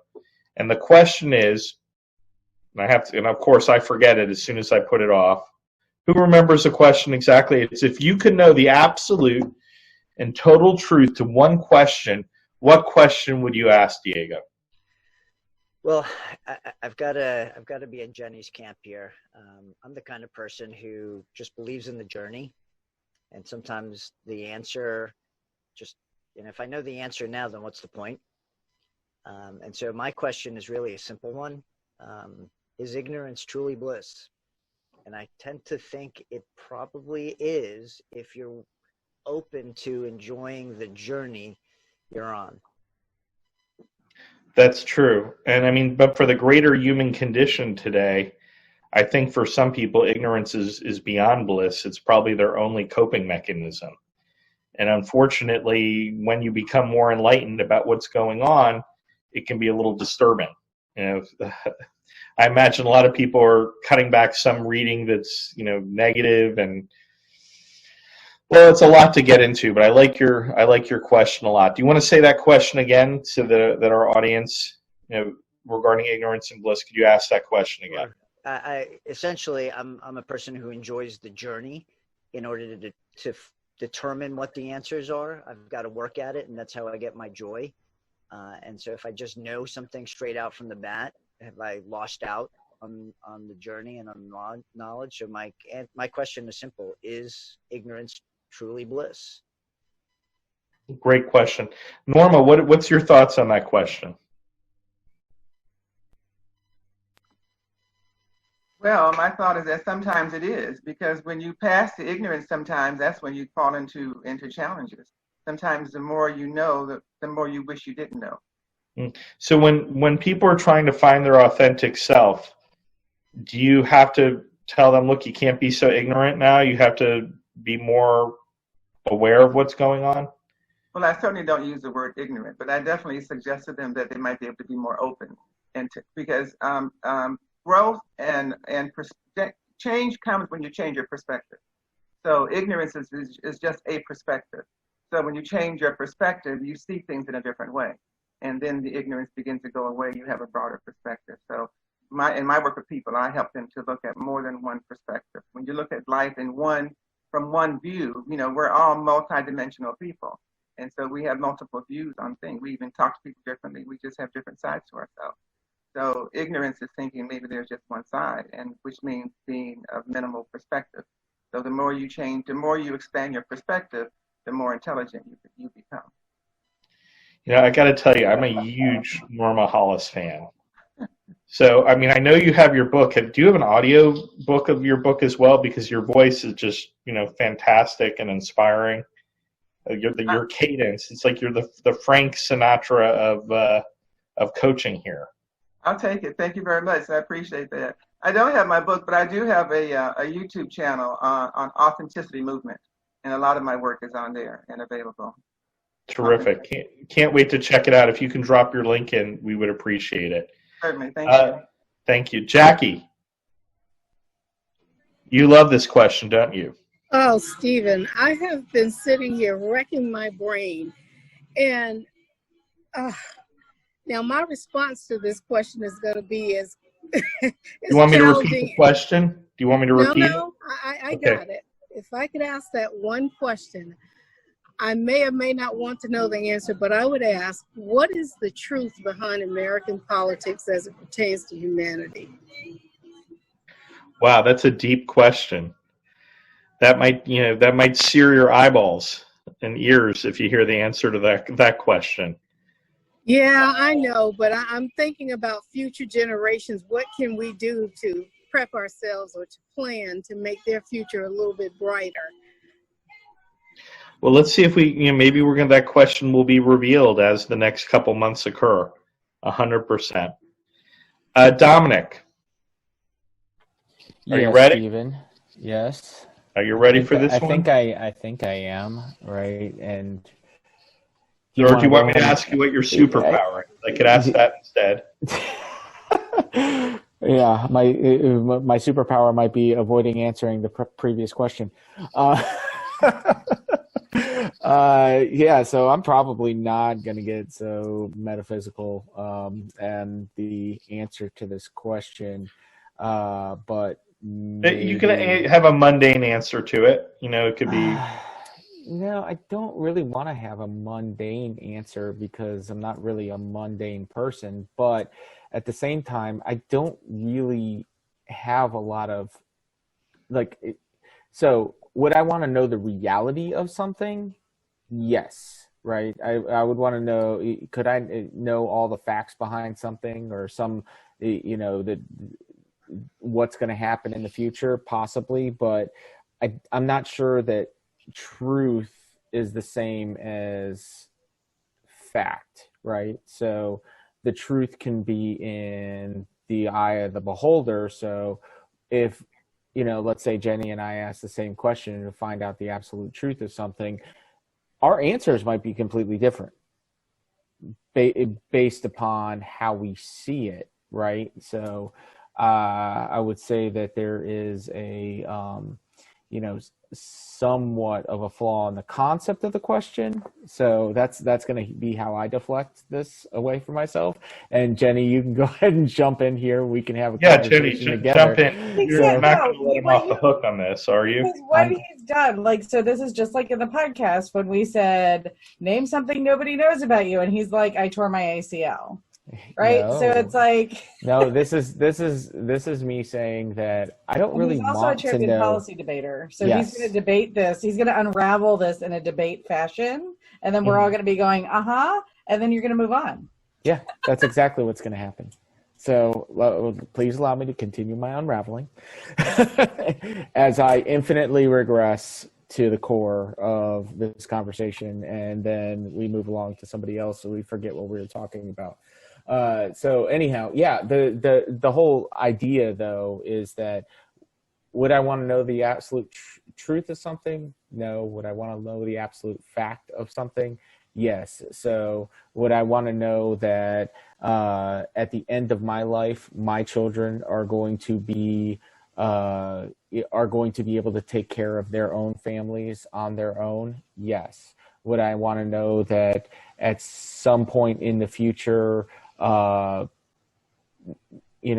my grandchildren and great-grandchildren are going to know who myself and Heather are because, we instilled a family legacy for them that is going to, and the types of values that we have that are going to be passed down from generation to generation. Yes, I'd really like to know that, but, that's something that, I hope to do. So I want to know that my actions today are going to be impactful going forward in the future. And there's no way you could really tell that. So I think getting to that, the answer to that question is that's what I would want to know. That you know, that what I'm doing now is going to be impactful for the people that I love and care most about in the future. Well, that's great. That's great because that's sort of personal too. Yeah. You know, is it all been worthwhile?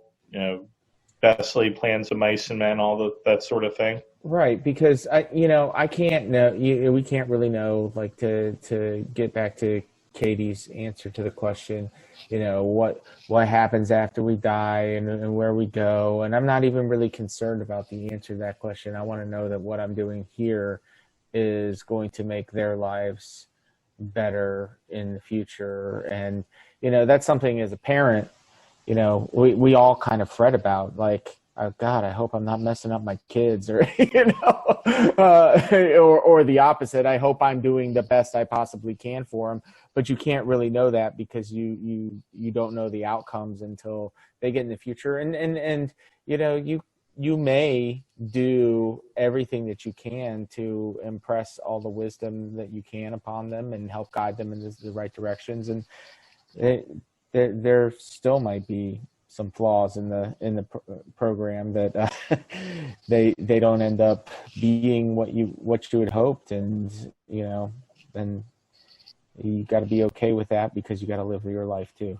So I mean, I know it's kind of depressing to get there, but those are some of the things that I'm thinking about. I mean, one question that I would say, you know, that I want to know the absolute and total truth is what was the purpose of why I was born, and what do I do? Or maybe there was no purpose for it at all.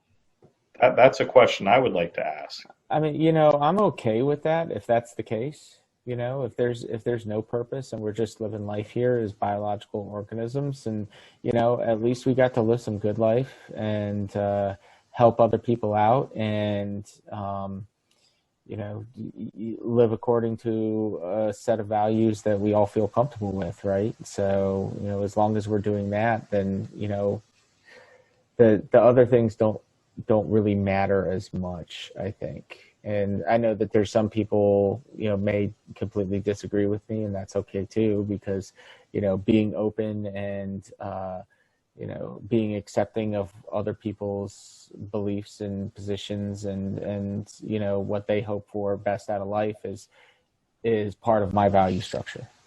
And you want to be one of those healthy biological organisms that contributes to the greater biological good rather than... Yeah, I've already done my contribution to the future biological good, but what I want to be able to do is stick around so that I can, you know, hang out with their future contributions and so on and so forth. I want, you know, one of my biggest fears in my life is not being healthy enough to live long enough to give my daughter away at her wedding. And, you know, so that's part of the reason that I've taken up, you know, this health challenge this year of getting myself in really great shape and developing healthy habits in eating and exercise and things like that, because, you know, I want to be there for those people and help guide them as long as I can, and also in the future not be a burden to them either. Excellent. I think everyone can relate to your question. Bob Hayek. Bob, do you want to answer the question, or do you want to talk about your success for the last week? Well, what do you want to do? I'd answer the question if I knew the question. Well, you dropped out for a minute. Okay. I had an emergency call. I had to use my computer, so I couldn't. This is a little deeper question than we normally ask on the 3 Martini lunch. Boy. If you could know the absolute and total truth to one question, what question would you ask? That is deep. If you get the total truth. I can let you think on that, and we can come back to you. How's that? Because I sort of sprung that question on you. Yeah, I got to think about that one. Okay, because I know we're going to get some good insight from you. We'll come back to you. Shaun, if you could know the absolute, do you hear me? Okay. Yeah, can you hear me? Absolute and total truth to one question, what question would you ask? When is the coronavirus going to go away? Oh my gosh, yeah, that's a great one. That's been the question existing in my mind ever since it happened. When can things return to normalcy? Which I don't think they will, but it's after the election. I think that's the question that everyone would want to ask. But I mean, we were just reading yesterday. Sarah, reached over. She said, "Do you know that they're having a bubonic plague outbreak in Missouri?" Okay, bubonic plague is what, from the Black Death, from the Dark Ages and the Renaissance. We haven't eliminated that. We have an outbreak typically in the United States every single year. So do these things ever go away? No. No. But that being said, how do we have to conduct ourselves during this situation? Everyone's doing it differently. Sure. And how I interact with it has evolved. I mean, I would certainly say in the beginning of COVID, I was maybe a little bit afraid and lived my life a little bit through fear. But now I've taken a lot of that back and refused to live in fear. But your question is probably like the most obvious question that no one asked. Did anybody else think to ask that question? Okay. Hey, I was given the chance to ask it, so I'm just putting it out there. Great question. So, Shaun, when someone gives you the answer, please share it with all of us, because we would certainly like to know the answer to that. Will do. And I think the answer also depends on how, like you all were talking about earlier, how each person reacts to it.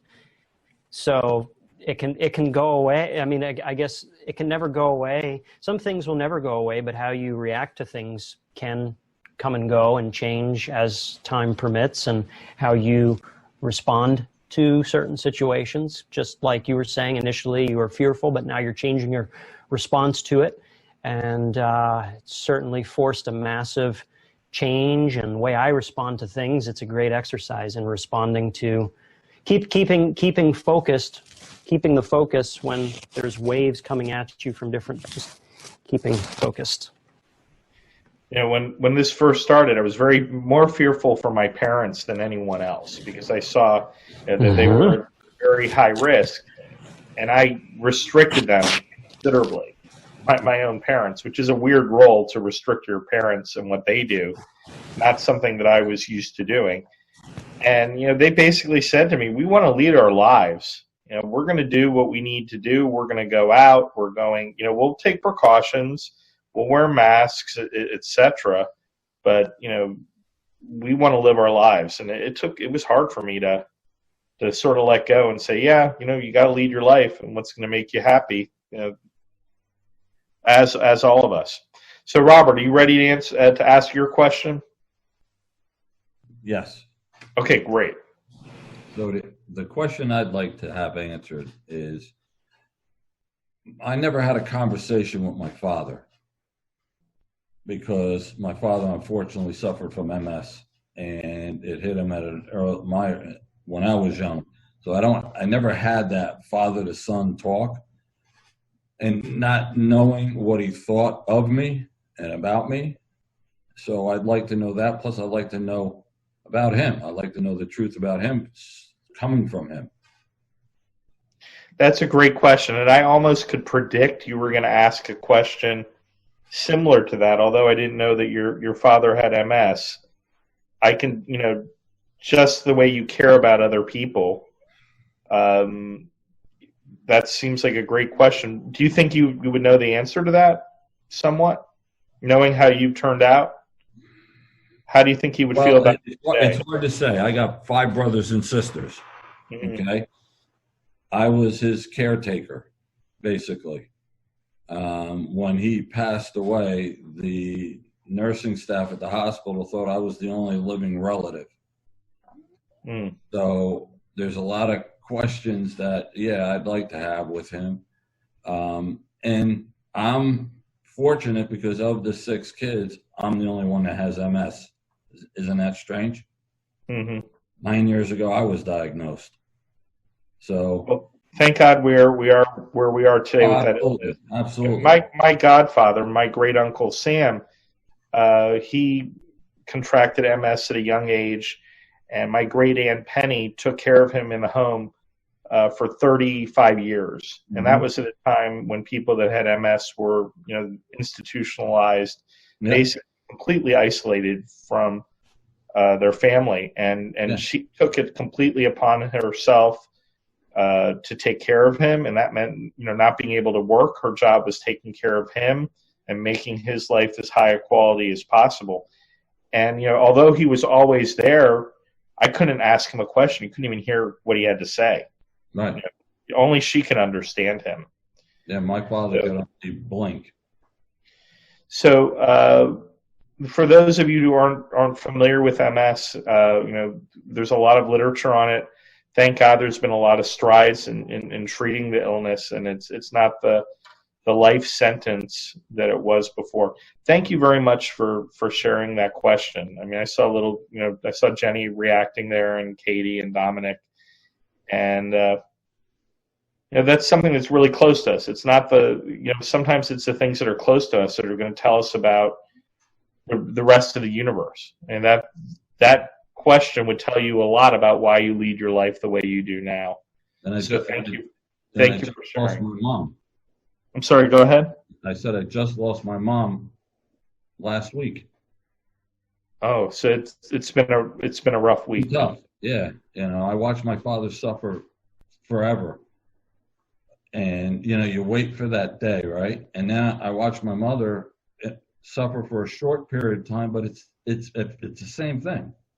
Nobody needs to go through that. Nobody needs to suffer like that. I don't understand it. That's the part. Maybe that's the question. Why do we let people suffer when they don't need to suffer? Mm-hmm. That's a great question. You're a great a great guy, Rob, and I feel very privileged to get to know you more every time you're on the panel, and when we've had private conversations over the phone. From your outside appearance, you look like a very strong guy, and you'd have to be to go through all this. But on the other hand, you're very,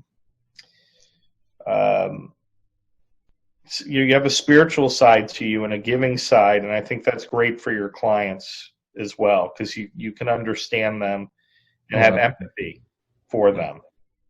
A lot of challenges. Thank you very much, Rob. You're welcome. Thank you.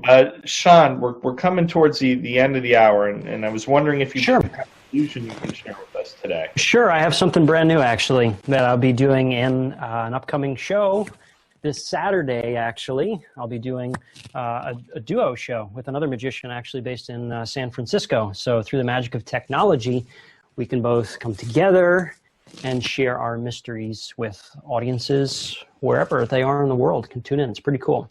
It's called Magic and Comedy Home Edition. The gentleman's name is Phil Ackerley, and he's well known in the Bay Area. I'm known here on the East Coast, so I brought a mystery from the show, a new mystery for you that I'm going to share with you right now. Sound good? Sounds great to me. Okay, great. I'm going to go back, and also we have a new background here to kind of showcase some of the curiosities and oddities that I have. Now, over this time that we've been speaking, and every time you guys meet, y'all learn more about each other, where we have these questions that are very thought-provoking, and then you learn more about a person after talking to them for a while. And I'm going to learn more about somebody out there. I'm going to write something down. First of all, I have this here. It's a mystery. I'm going to get to this in just a moment.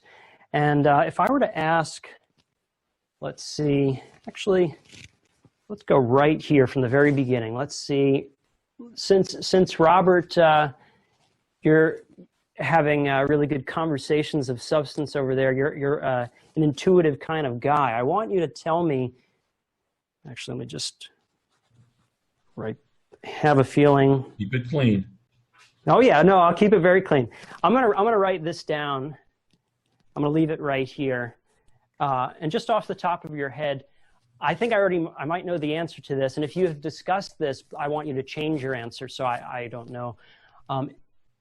You said your father was a very important person in your life, correct? Yes. Yes. Okay. And but you already, you didn't say the name of your dad, did you? Good. Okay. For the first time, what was your dad's name? you want me to tell you? You told me Sure. I can't tell you. No, So- you can share with everybody. Joseph? Joseph, okay. Now, Joseph was probably also a very strong man as well, and those are some of the traits that he passed along to you: strength and good sense of willpower, and using those characteristics. We're going to get back to this. I'm going to go and ask you a basic question like this. I have a palette of colors here. Mm-hmm. Can you all see those colors?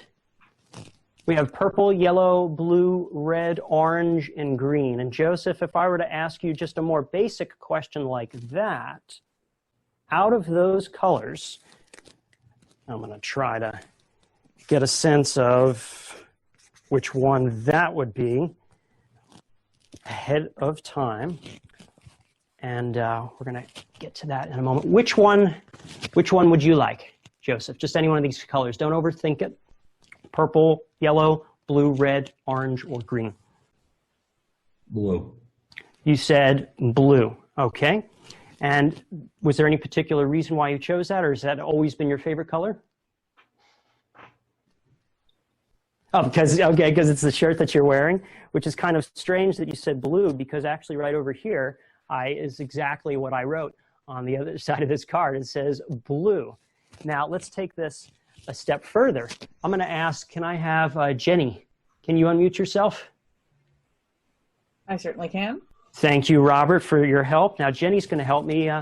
These are some activities that we typically do when we're stuck at home. We have music, listen to music. We can do arts and crafts. Some people play video games.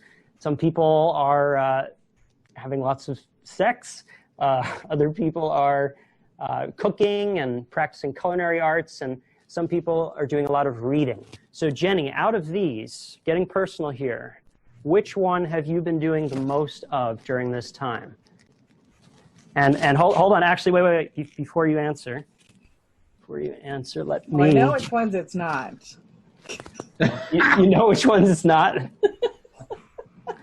I'm going to write this, hold on. 1, 2, 3, okay, that's good enough. Which one would it be? Yeah, I would say the food.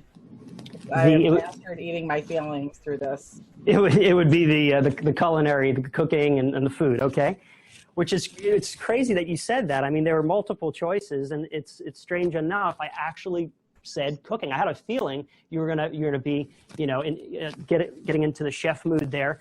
Now, finally, after all of this is said and done, let's go back to Robert. Remember Robert from the very beginning? I had this question mark. We talked about this and we spoke about your father. And I don't know your father, right? And obviously there were questions that needed to be answered, but I had a feeling that we were going to be talking about Joseph today, because that is exactly what I wrote right there. Had a feeling we were going to be talking about Joseph, because there it is.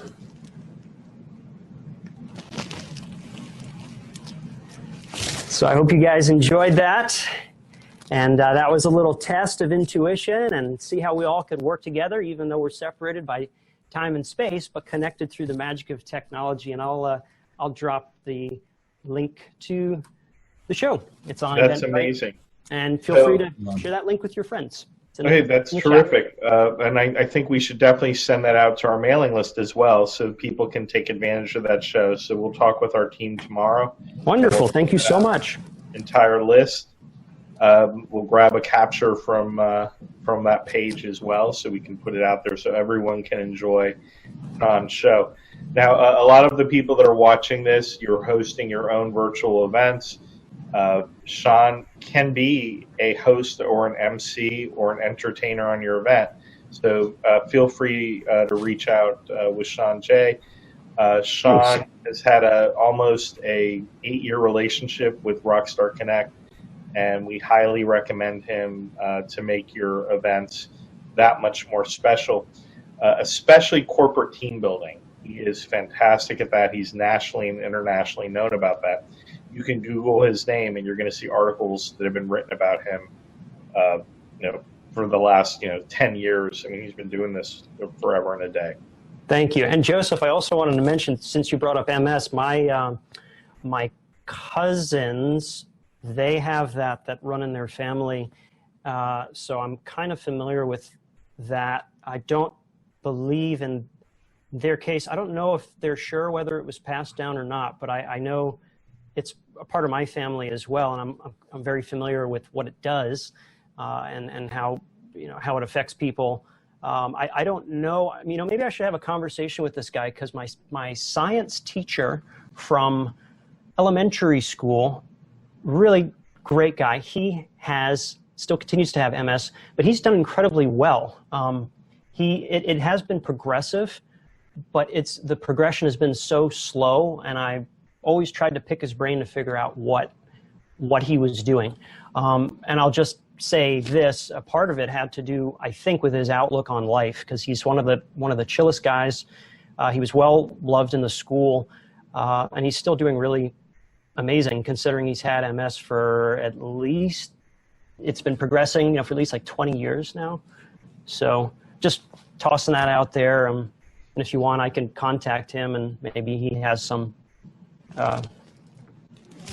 tips or advice on because he's a really cool guy. So I want to share that with you. Yeah, one of the friends of Rockstar Connect is I would say where she's from, but she's all over the country. Her name is Carlin Shaw.